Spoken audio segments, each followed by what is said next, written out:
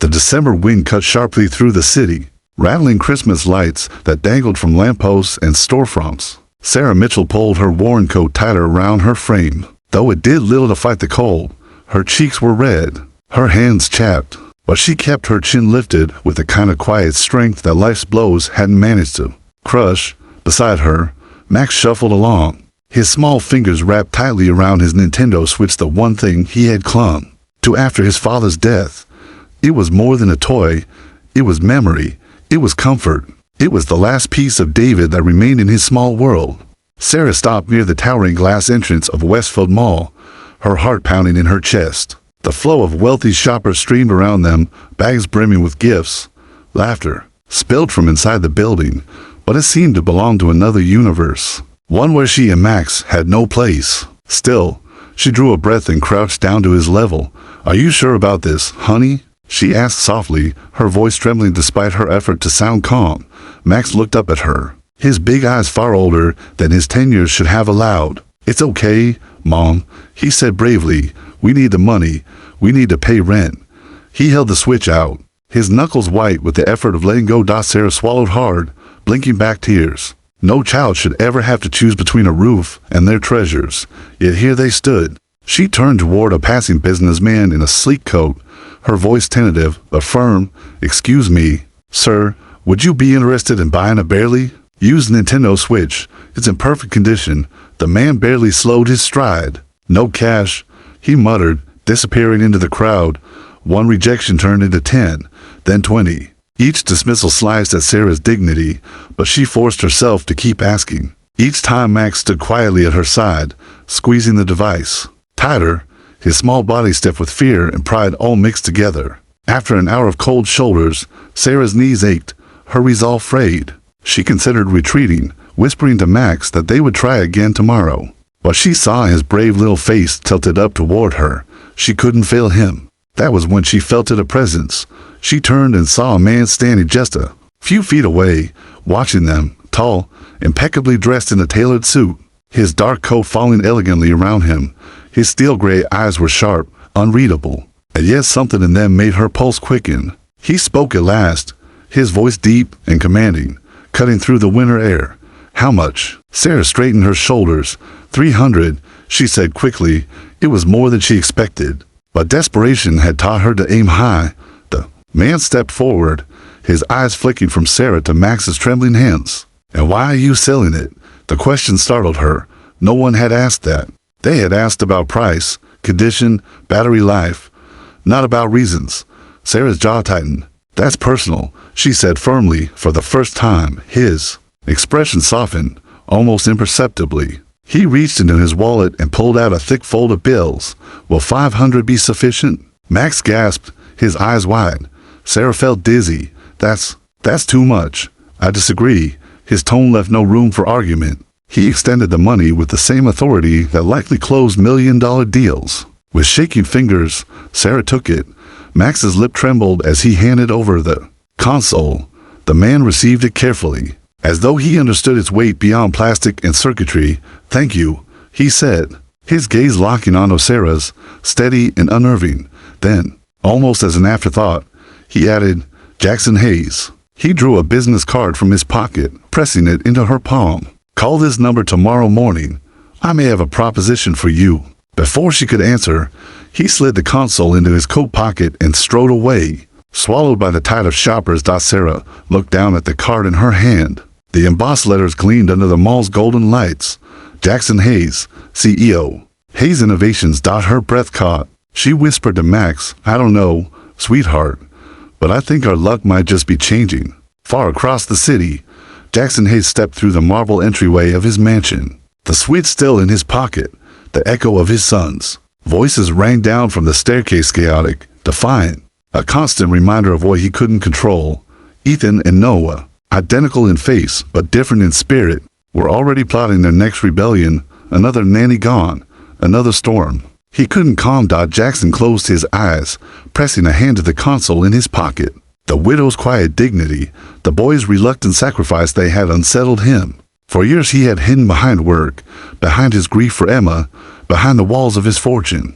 But something told him that Sarah Mitchell might just be the answer to a question he hadn't dared ask Dot, and for the first time in years, he felt something he hadn't allowed himself in a long while: hope. The next morning dawned gray and heavy with the smell of snow. Sarah sat at the small kitchen table of her one-bedroom apartment, staring at the glossy business card lying between her hands. Jackson Hayes. The name seemed unreal, like something out of another world, the kind of man whose face belonged on magazine covers. Not in the cold streets where she had been trying to sell her son's toy. She had not slept much. Every time she closed her eyes, she saw his steel gray gaze, steady and unreadable, and heard the weight in his voice when he told her to call. Max padded into the kitchen, rubbing his eyes. His Nintendo Switch was gone, and though he had tried to act brave, Sarah had heard him crying quietly into his pillow during the night. She gathered him into her arms now, holding him tight. "We'll be okay, sweetheart. I promise." She glanced again at the card. Was it real, or was she about to walk into a cruel joke? Was something about Jackson's presence, the deliberate way he had looked at her, told her this was no accident? By noon, she forced herself to dial the number. Her voice shook when the line connected. "This is Sarah Mitchell. Mr. Hayes told me to call." An efficient female voice answered. "Yes, Mrs. Mitchell. He is expecting you. Please arrive at the Hayes estate tomorrow morning at 10. The guard at the gate will have your name." The call ended without further explanation. That night Sarah lay awake, staring at the cracked ceiling of her apartment. What sort of man summoned strangers to his mansion? She had heard of Jackson Hayes that everyone had. The billionaire innovator, ruthless in business, feared and admired in equal measure. Some said he had a heart of stone since his wife's tragic death. Some said he barely looked at his twin boys except to reprimand them. Others whispered about his genius, his relentless drive, the companies he had built from nothing. But none of those rumors explained why he had stopped in the cold outside Westfield Mall and handed $500 to a woman selling her son's toy. The next morning, Sarah dressed carefully in her best blouse, though it was slightly faded from years of washing. Max tugged nervously at her hand as they stood before the massive iron gates of the Hayes estate. The security guard checked her name and waved them through. And suddenly, they were walking up a long drive that seemed to stretch into another universe. The mansion loomed like something from a film, towering, immaculate, intimidating. "Mom," Max whispered, awestruck. "This place is huge. Are we sure we're supposed to be here?" Sarah squeezed his hand. "We're supposed to be here, at least for today." The front door opened before she could knock. Jackson Hayes stood there, crisp and composed, his suit perfectly cut, his presence filling the doorway. He looked down at her and Max, and though his expression was cool, Sarah caught a flicker of something: curiosity, perhaps even a strange kind of respect. "Mrs. Mitchell, Max, come in." The marble floors gleamed under their shoes. Priceless paintings hung on the walls. Sarah felt the weight of the space pressing against her modest clothes, her modest life. She had never been more aware of her poverty. Jackson led them into his study, where the shelves were lined with books and the air smelled faintly of leather and cedar. He did not sit behind his desk like a king receiving subjects. Instead, he stood with his hands in his pockets, studying them. "My sons," he said. At last, his voice flat but controlled, "are difficult. You may have heard." Sarah frowned. "Children aren't difficult. They're hurting. There's a difference." For a moment, his expression cracked, surprise glinting in his eyes. No one spoke to him that way. Then he nodded once, slowly. "Perhaps. Their stepmother left 2 years ago. Before that, their mother Emma died giving birth to them. Since then they've made it their mission to drive away every caregiver I've hired. 7 in the past 5 months. 7. Sarah repeated softly. Jackson's jaw tightened. "They've turned cruelty into an art form. Traps, pranks, destruction. I'm running out of options. I need someone who won't walk away." Sarah felt Max's hand slip into hers, her heart pounding. "And you think that's me?" Jackson's gaze locked on hers, piercing and unflinching. "I think you've already proven more patience than most. You stood in the freezing cold trying to sell something that mattered more than money. Because you had no choice. You didn't break. My sons need someone like that." Before she could reply, a crash shook the ceiling above them, then the sound of laughter, wild, reckless laughter that echoed down the marble staircase. Jackson closed his eyes briefly, like a man holding back a tide. "Ethan, Noah," he called sharply. 2 identical boys appeared at the top of the stairs. Ethan, bold and defiant. leaned over the railing with a smirk. Noah hung back, quieter, his eyes watchful and wounded. They looked at Sarah and Max as if sizing up prey. "So this is the new one?" Ethan asked, his tone dripping with challenge. "Don't bother," Noah muttered, though his gaze never left Sarah's face. "She won't last." And in that moment, Sarah understood. This wasn't just a job interview, it was a trial by fire. From the security monitor in his study, Jackson Hayes watched her carefully, his son's words hanging in the air. Would she flinch like all the others? Or would she stand her ground? The game had begun, and none of them knew just how high the stakes would rise. The silence that followed Ethan's mocking words was sharp enough to cut. Sarah held her breath, steadying herself, refusing to let her nerves show. Max shifted uneasily at her side, his hand clutching hers as if anchoring himself in this unfamiliar mansion. Jackson's jaw tightened at his son's insolence, but he said nothing. It was Sarah who broke the tension, her voice calm and even. "Well," she said, looking up at the boys, "since you already know my name, perhaps you could tell me yours." Ethan leaned further over the banister, smirk widening. "I'm the one who talks." Noah, standing slightly behind his brother, muttered, "And I'm the one who doesn't." His words were quiet, almost swallowed by the echoing stairwell. Sarah tilted her head thoughtfully. "Then I suppose I'll just have to make sure both of you are heard. That seems fair, don't you think?" Ethan's expression flickered confusion, maybe even interest before settling back into defiance. "You won't last a week." With that, he turned on his heel, vanishing down the hall. Noah trailed after him, glancing back at Sarah once, his eyes shadowed and unreadable. Jackson exhaled slowly, as if releasing a breath he had been holding for years. "Welcome," he said flatly, "to the battlefield." That evening, Sarah and Max were shown to the guest house, a charming two-bedroom cottage tucked behind the main mansion. It looked quaint from the outside, with ivy climbing its walls and warm light spilling from its windows. But the moment Sarah stepped through the door, her instincts flared. A thin wire stretched across the entryway at ankle height. Max nearly tripped, but Sarah caught him just in time, stepping over the trap with calm precision. She said nothing, not wanting to give the boys the satisfaction of knowing she had spotted their trick. Inside, a bucket teetered precariously above the bathroom door, another silent warning. Sarah glanced at her son, who had already figured it out. "They're trying to scare us off." Max whispered. Sarah smoothed his hair. "Then we'll show them we don't scare easy." Meanwhile, in his study, Jackson Hayes poured himself a glass of scotch and sat before the bank of security monitors. Hidden from most eyes, 7 screens showed different angles of the guest house. He wasn't sure why he had installed the cameras there, perhaps paranoia, perhaps control. But tonight, he found himself watching with unexpected curiosity. On one monitor, Sarah discovered the bucket above the bathroom door. Instead of shrieking or storming, she calmly moved it aside and laughed softly, shaking her head. Jackson blinked, laughed. The last nanny had fled the estate in tears after that same trick.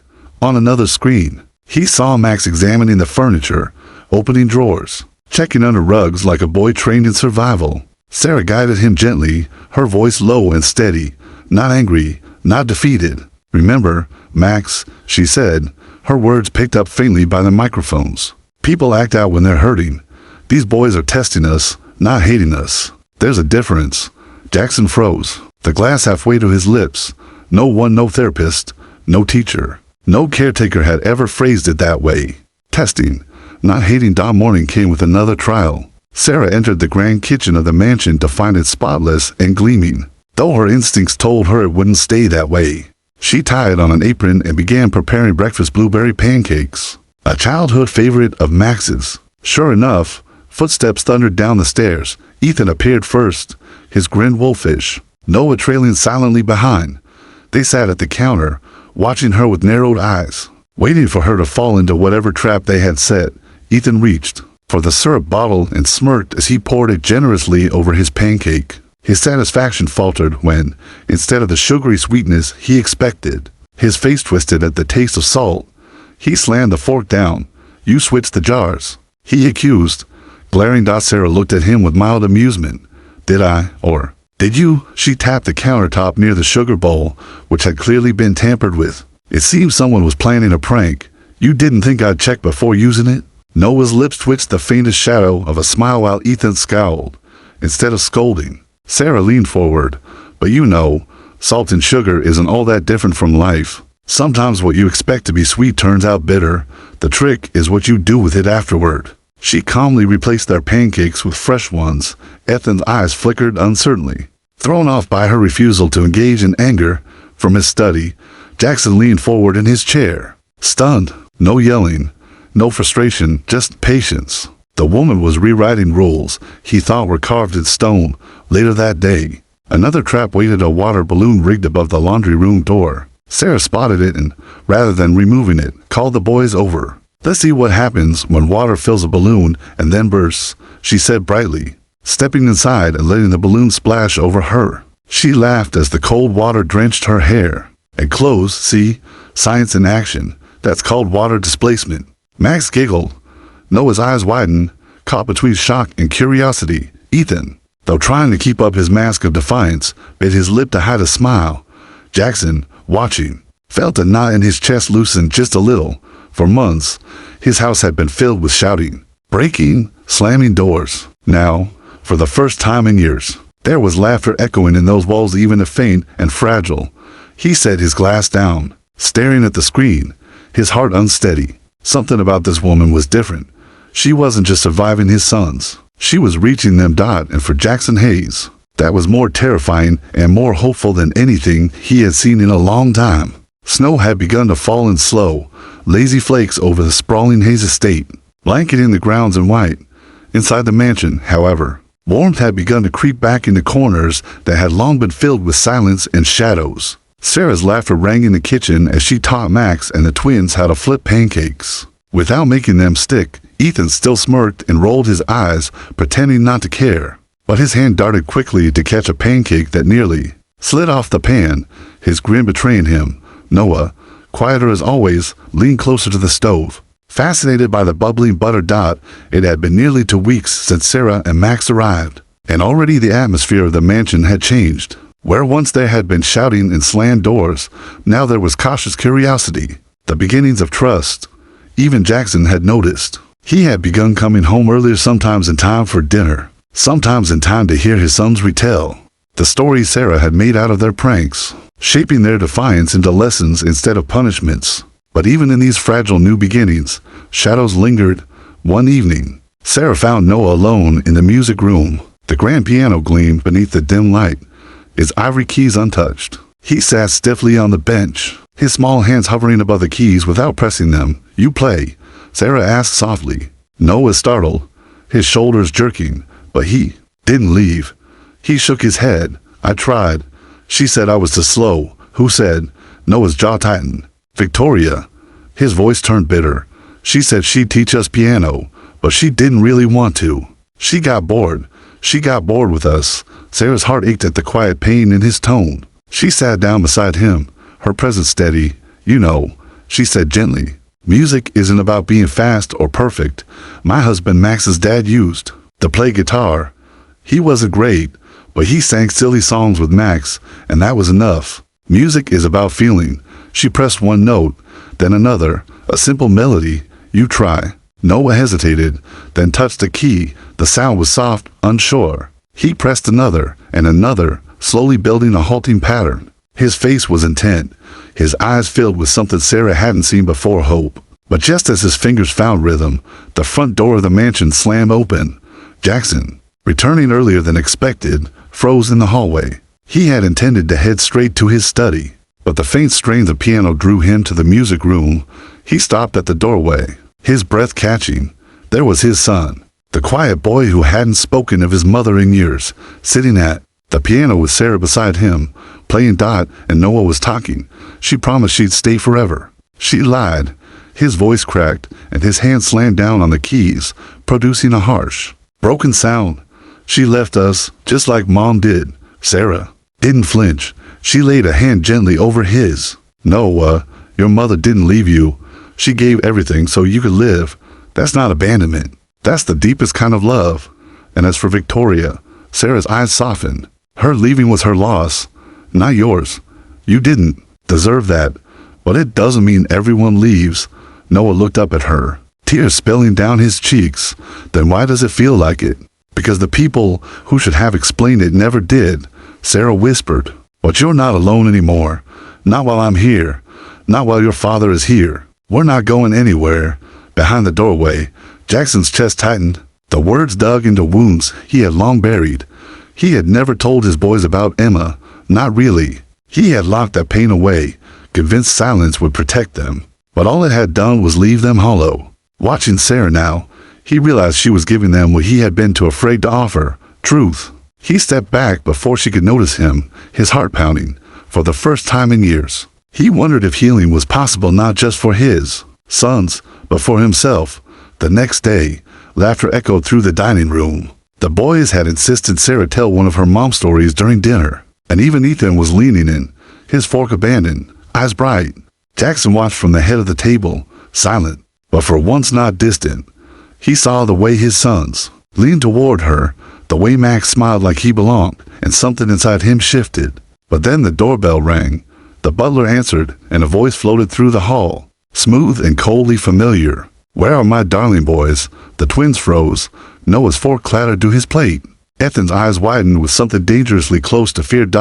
And then she appeared, Victoria, elegant as ever, wrapped in a designer coat, her blonde hair perfectly styled, her smile sharpened like glass. Her eyes flicked across the table, pausing on Sarah, and a faint curl of disdain touched her lips. "Well," she purred, "haven't things changed around here?" The boys didn't move. Ethan's jaw clenched. Noah shrank into his chair. Sarah rose slowly, her heart racing, every instinct warning her.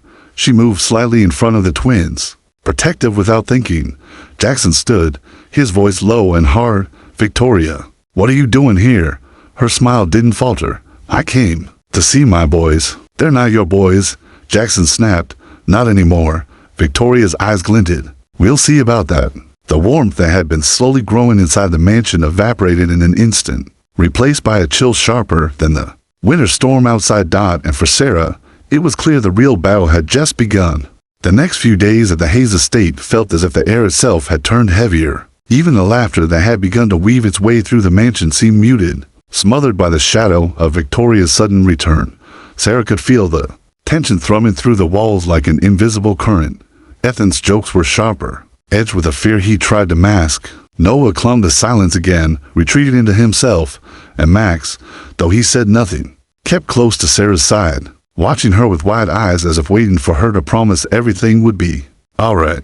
Victoria's presence was like a storm, cloud gathering at the horizon, beautiful from a distance, dangerous up close. She began appearing at unexpected hours, once in the garden, standing among the roses as if she had never left, once in the foyer, a box of expensive gifts balanced. In her arms, perfume, watches, designer shoes, the kinds of things children had no use for. She tried to press them into the boys' hands, whispering that she had always loved them, that she had only gone away to become better for them. Ethan shoved one of the boxes back at her. "We don't want your stuff," he muttered, his voice brittle with anger. Victoria's smile never cracked, but her eyes sharpened like broken glass. "Such a temper, Ethan. You've grown into your father already, hard and ungrateful." Sarah had been watching from the hallway.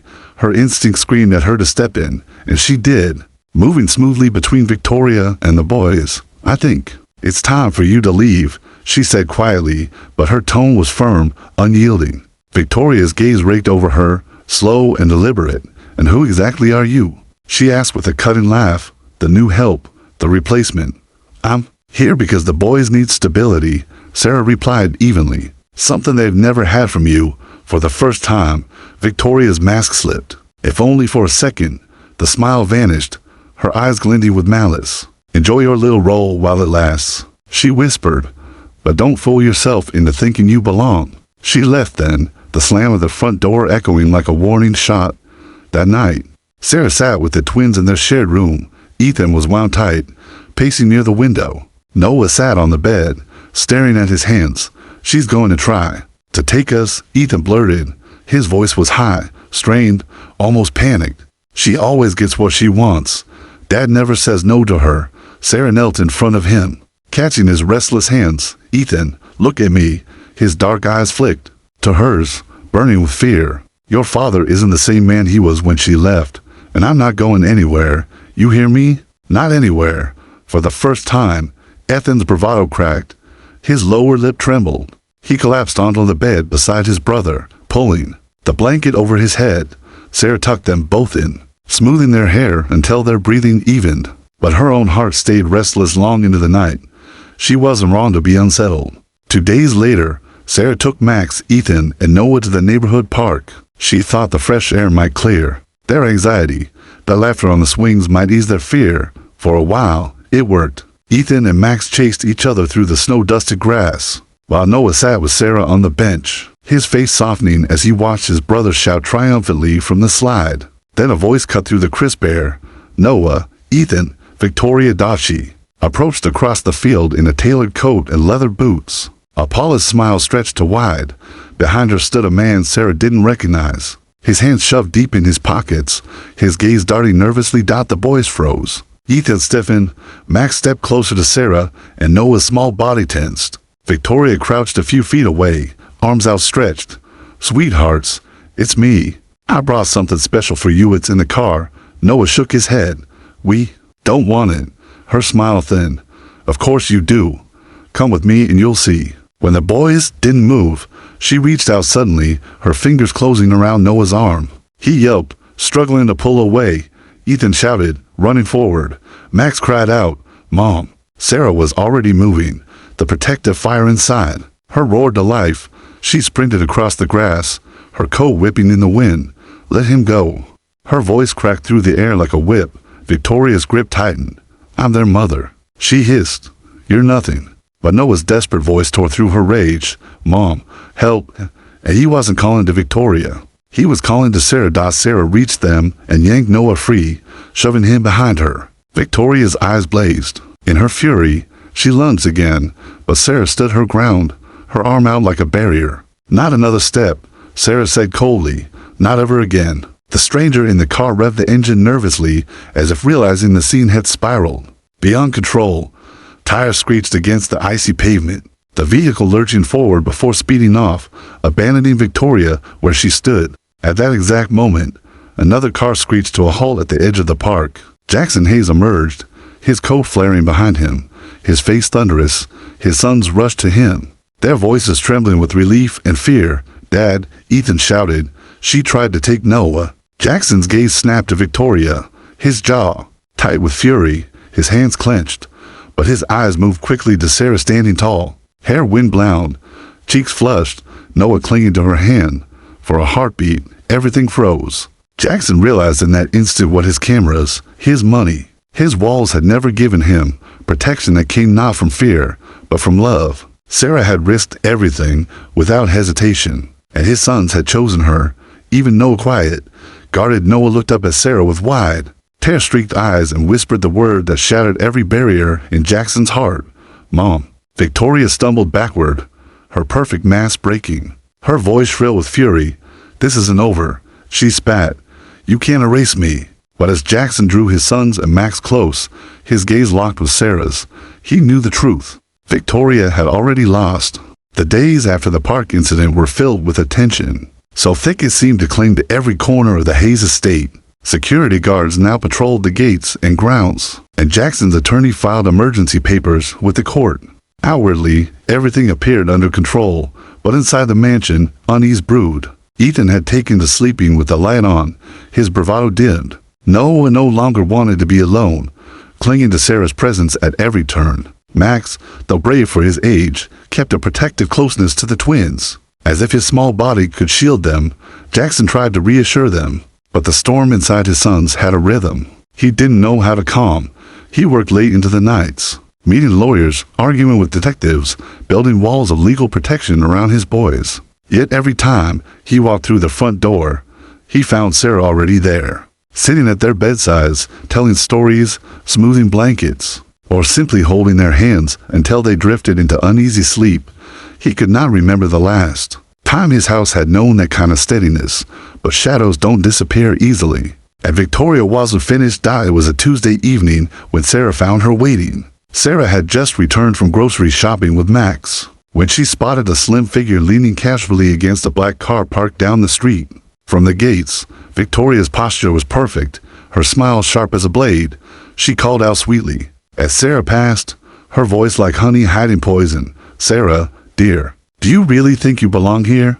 Sarah kept walking, gripping Max's hand tighter. I don't owe you a word, but Victoria's next words froze her mid-step.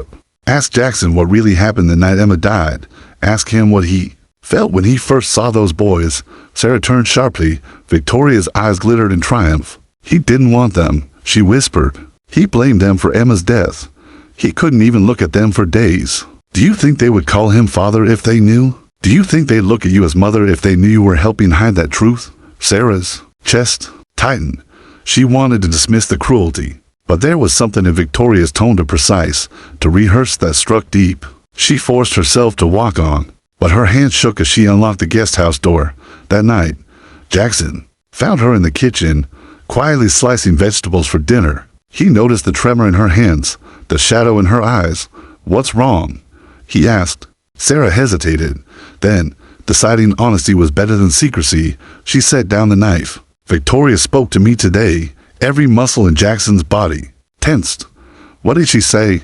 She told me that after Emma died, you blamed the twins, that you couldn't look at them. The silence that followed was unbearable. Jackson's face, usually so controlled, flickered with raw pain. He turned away, bracing his hands against the counter, his shoulders heavy. It's true. His voice was hoarse, low, almost broken. Sarah stepped closer, her breath caught in her throat.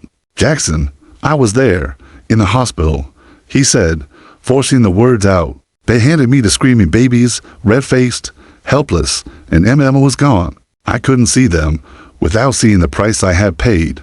I hated myself for feeling it, but yes, for a time, I blamed them. He swallowed hard, his chest rising and falling unevenly. The nurses had to take them from me because I couldn't hold them without shaking. I buried myself in work. I handed them to nannies and told myself it was enough. I failed them, Sarah, from the very beginning. Tears pricked her eyes, not a judgment, but a grief for all of them. That wasn't failure, Jackson. That was grief. A grief too big for one man to carry. He shook his head. No, it was weakness, and Victoria saw it. She stepped in, made herself indispensable. I convinced myself I was saving the boys by marrying her, but really, I was saving myself from my own guilt.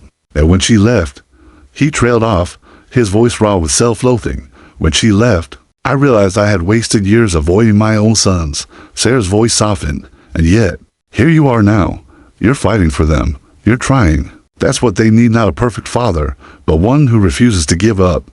Jackson turned to her, his eyes searching, vulnerable in a way she had never seen. You don't understand. If the boys ever knew what I felt in those first days, if they knew I looked at them and saw the reason Emma was gone, they'd never forgive me. Sarah laid her hand gently over his. They don't need to know. That part of your grief. What they need is to know that every day you choose to love them, in spite of the pain. That's the truth that matters. For a long moment, they stood in silence, the air charged with an intimacy neither had dared cross. Before, Jackson's hand turned, his fingers curling around hers, holding on as though she were the only thing tethering him to the present. Later that night, Sarah tucked the twins into bed. Ethan was restless, staring at the ceiling, while Noah clung to her sleeve. She'll come back, he whispered. Victoria always comes back. Sarah smoothed his hair. Maybe she will try, but you know what? What? His voice was small, fearful. She doesn't get to decide who your family is. You do. And today, you chose me. You chose your dad. That choice is stronger than anything she could ever do. Ethan shifted under the blanket, his voice muffled.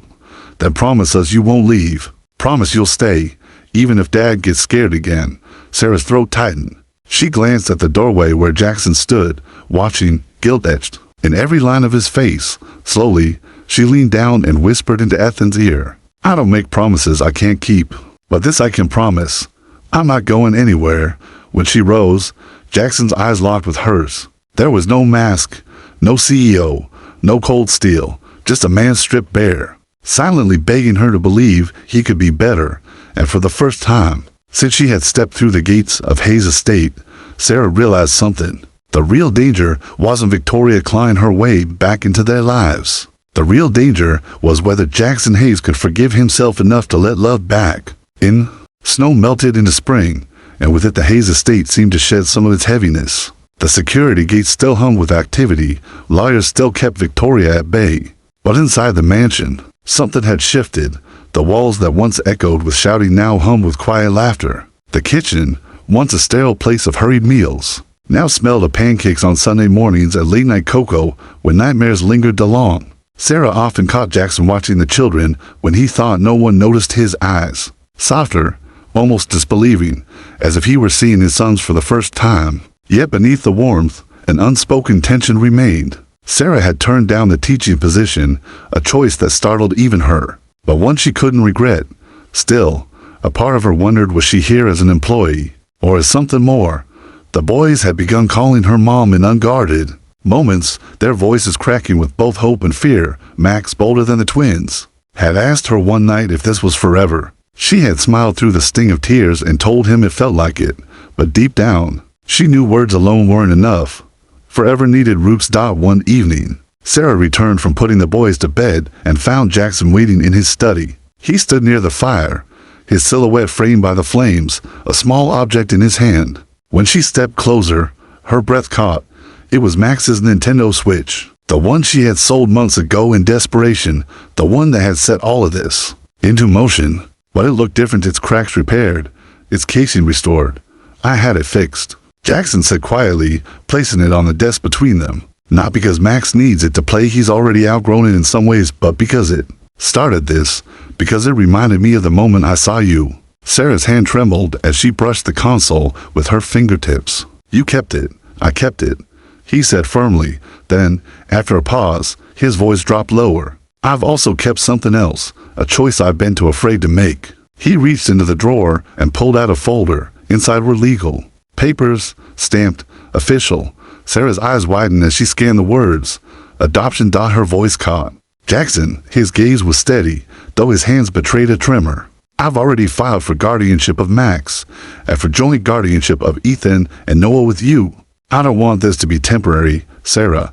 I don't want this to be a job. I want this to be a family, permanently." For a long moment, the only sound was the crackle of the fire. Sarah's vision blurred with tears. She thought of the night she had cried in silence, of the day she had handed over Max's Switch, of the fear that had hollowed her chest every time she wondered how she'd pay rent. And now here she stood, staring at a future she had never dared imagine. Her voice shook as she whispered, "Are you sure?" Jackson stepped closer, his eyes burning with a raw honesty she had never seen. "I've been sure since the moment I saw you refuse to flinch at my son's anger. Since I saw you teach them how to turn pain into lessons. Since I saw them call you mom when they were terrified. I've been sure since I realized I wasn't just watching you heal them. I was watching you heal me." Her tears spilled freely. Then, but she smiled through them. "And what about you, Jackson? Can you let yourself be loved again?" He reached for her hand, his grip firm. "I already have." The ceremony was small, intimate, set in the garden beneath an arch of roses. Spring sunlight filtered through blossoms, painting everything in gold. Sarah stood in a simple ivory dress, her hair loose, her smile radiant. Jackson waited at the end of the aisle, more nervous than he had ever been in a boardroom, his sons flanking him in matching suits. Max, standing proudly between Ethan and Noah, grinned so wide his cheeks hurt. As Sarah walked toward them, the boys' voices carried through the garden. Ethan, usually so bold, whispered almost reverently, "She really came." Noah's hand tightened around his brother's. She stayed. When Sarah reached the arch, Jackson took her hands, his voice unsteady but strong. "Sarah, you found us when we were broken. You gave us back our family. I promise from this day forward, you will never carry the weight alone. This house, these children, my life is all yours." Sarah's reply was simple but fierce. "You gave Max and me more than a home. You gave us belonging, and I promise, no matter what storms come, I'll never leave." The boys, restless with excitement, didn't wait for an official pronouncement.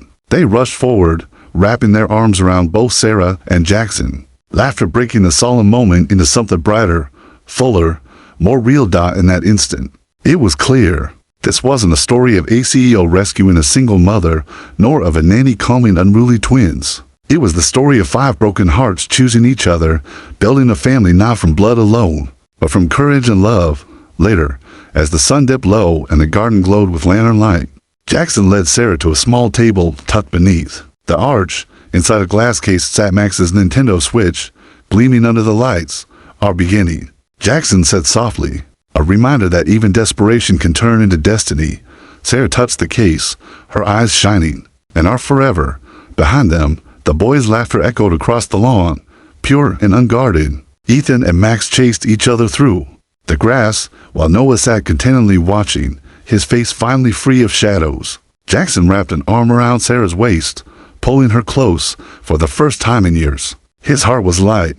They'll be okay, won't they? Sarah murmured. Jackson nodded, kissing the top of her head. Better than okay, because now they know the truth. She looked up at him. And what truth is that? That family, he said, his voice steady and full, isn't what we're given. It's what we fight for. And ours is forever. The night settled gently over the Hayes estate, but inside its walls, there was no more fear, no more doubt, only love unshakable, hard won, and theirs to keep.